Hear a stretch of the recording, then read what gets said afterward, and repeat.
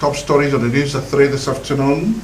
Rivers State Solar Administrator describes Rivers workers as pillars of productive society.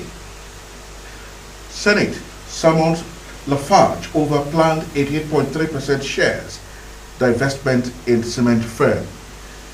FG Interswitch discuss digital infrastructure, economic reforms. Plus, international community marks Workers' Day. Do you love and care about River State and our peace? Let's build and take her to greater heights. This is a task we must accomplish. You can subscribe and click on the notification bell for update on our live feeds.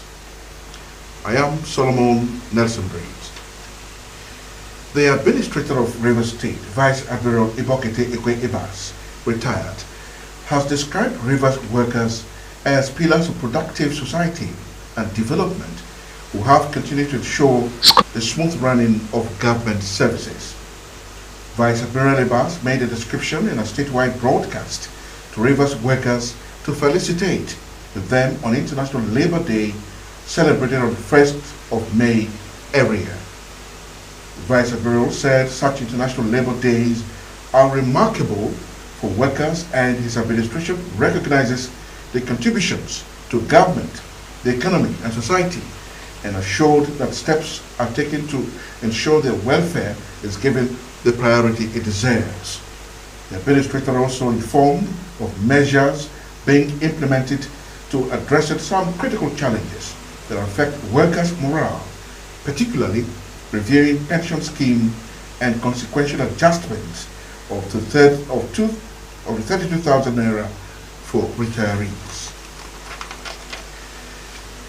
He said the free bus scheme will resume operations while leadership training program will be organized for senior civil servants in the next 2 weeks to build the capacity to perform. Vice Admiral said while institutions of governance are restored and public trust rebuilt, well-meaning Rivers people need to join efforts with his administration to achieve the said goals. He, however, vowed to reposition River State so that it can take its rightful place as a model of peace, productivity, and progress. Away from that, the first round of National Immunization Plus Days begins 3rd to 6th May 2025 to vaccinate children under 5 years with 2 oral drops of NOP-V2 irrespective of their immunization status. A statement by the Executive Secretary of River State Primary Healthcare Management Board, Professor Kenikawa Green, said the vaccination teams will be visiting government health facilities, fields, homes, places of worship, schools, special centers, and markets for the exercise, which is free, safe, and effective. The state will enjoin parents, guardians, caregivers, and others to take advantage of the opportunity to have their children immunized. Moving on, the link up of activities commemorating this year's World Press Freedom Day began on Monday this week with media sensitization tours to enlighten the public on the significance of press freedom, highlighting the role of journalism, advocating for journalists' safety, and honoring fallen journalists. A statement by the Chairman Paul Dangbo and Secretary Helen Insulin said veteran media practitioners and key stakeholders have been sharing insights on the importance of press freedom and encouraging active public participation in the upcoming celebrations. According to the statement, a webinar will hold on Friday, 2nd May 2025 at 10 a.m.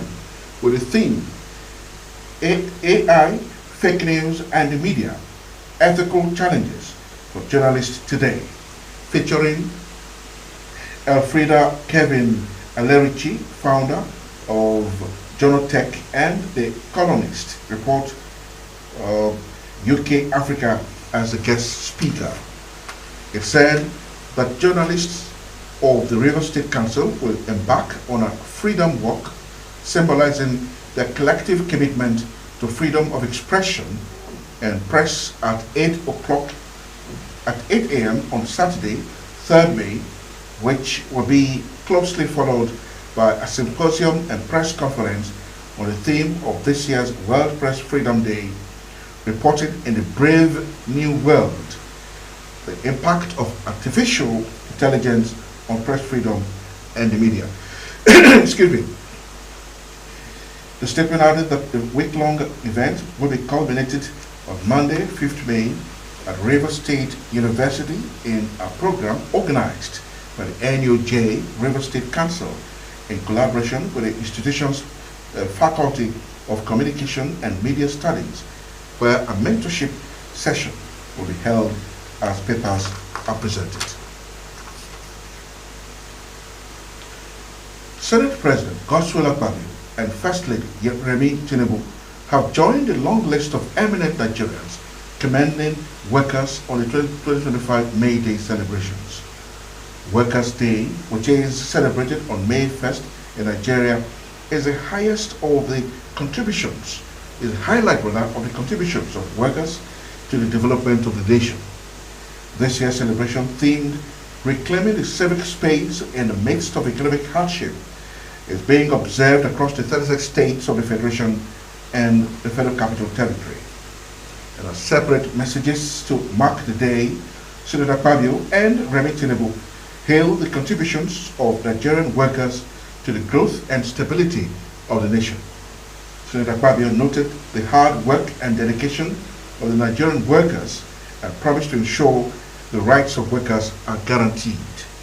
On our part, Remi Tinubu extended her heartfelt gratitude and congratulations to all Nigerian workers for the commitment to nation building.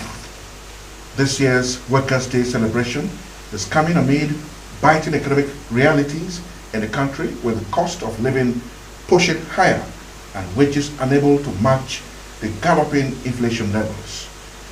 President Bola Tinubu had last year announced 70,000 naira minimum wage for workers across the country after months-long negotiations and with labor unions, but several states and private organizations have yet to start implementing the new salary structure.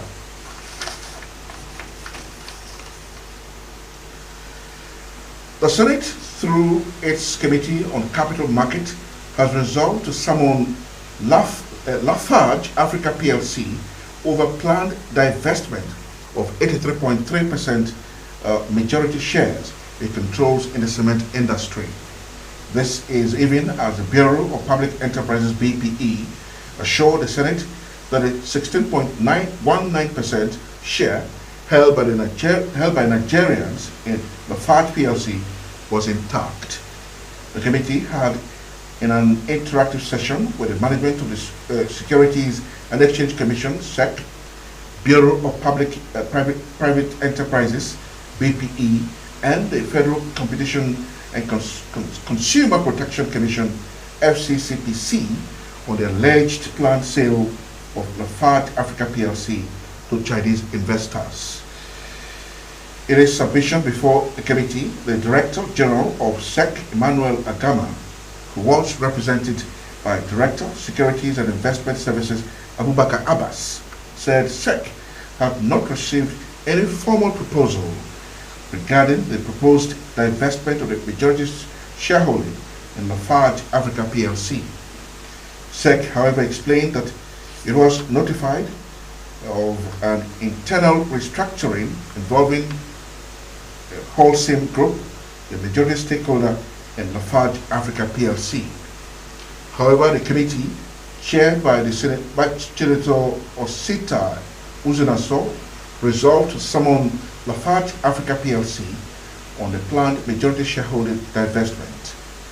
It also directed its clerk to write the Corporate Affairs Commission on what memo and Lafarge articles say in terms of divesting shareholding. This is Rstv News at 3. Do you love and care about River State and our peace? Let's build and take her to greater heights. This is a task we must accomplish. You can subscribe and click on the notification bell for updates on our live feeds.